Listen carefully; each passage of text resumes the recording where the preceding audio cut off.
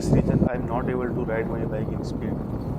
Ladies and gentlemen, this is Singham ride and you are watching riding blog. फिलहाल अभी जो मेरी स्पीड है मैं उसको लगभग 70 के आसपास मेंटेन कर रहा हूँ और अभी मैं एक स्टेट हाईवे पर हूँ जहाँ पर मैं इतनी स्पीड तो मेंटेन कर ही सकता हूँ। बट मुझे नहीं पता था कि आगे आने वाले समय में मेरी इस स्पीड के साथ में ऐसा हो सकता है। जब अचानक से ऐसा कुछ होता है, आप कितना भी रोकने की कोशिश करो, बाइक अचानक से एकदम नहीं रुक पाती क्योंकि टू व्हीलर है और टू व्हीलर को रुकने में थोड़ा सा समय लगता है।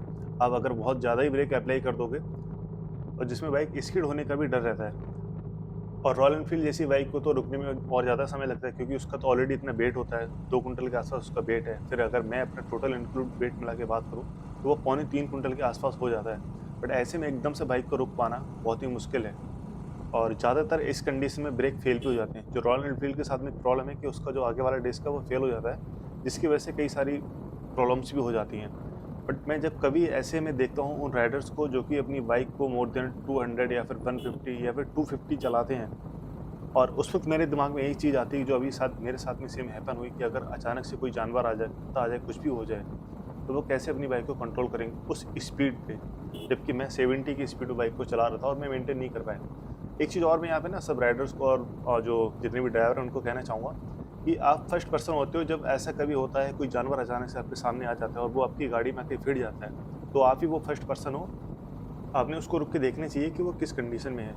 और जो मेरे केस में था कि वो जो डॉग था एकदम सही सलामत था, थोड़ा-सा हिट हुआ, आवाज़ हुई थी, जो कि मैंने भी सुनी, आपने भी वो सुनी होगी। बट वो अच्छी कंडीशन में था, चल रहा था आराम से, कुछ उसको इतनी प्रॉब्लम नहीं थी। बट मैं नहीं चाहता था कि इस स्पीड में भी कुछ होता उसके साथ में।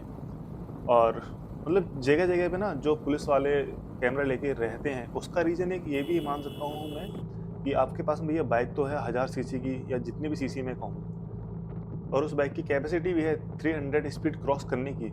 बट उसका रीज़न यही है मेन कि जब ऐसा कुछ होता है और अचानक से आपको ब्रेक अप्लाई करने पड़ते हैं, वो मैटर नहीं करता बाइक किस कंपनी की है, कितनी कॉस्ट है उसकी, क्या सीसी है, किस स्पीड में आप चला रहे थे। मैटर वो करता है कि आपने उसको कंट्रोल कितनी देर में किया।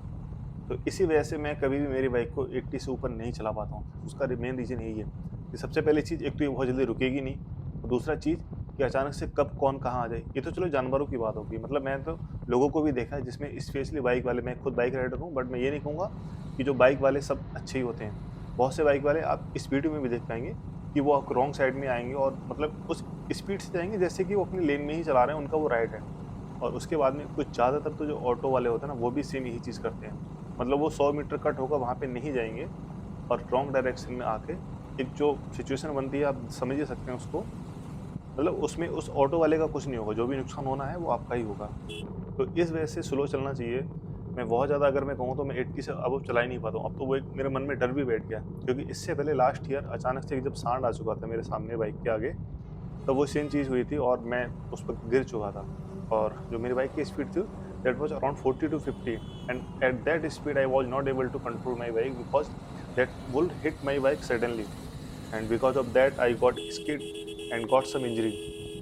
और आजकल के यूथ में एक प्रॉब्लम और है कि अभी जैसे कि सपोज़ ये बाइक जो मेरे राइट हैंड से निकली थी, उसकी स्पीड चाहे जो भी हो, बट मैं किस स्पीड पे चलाने के लिए कंफर्टेबल हूँ, मुझे उस स्पीड पे चलाना है, ना कि अगर वो बाइक मेरे से आगे निकलेगी तो मैं उसको पीछे करने के लिए मेरी स्पीड बढ़ाऊँगा।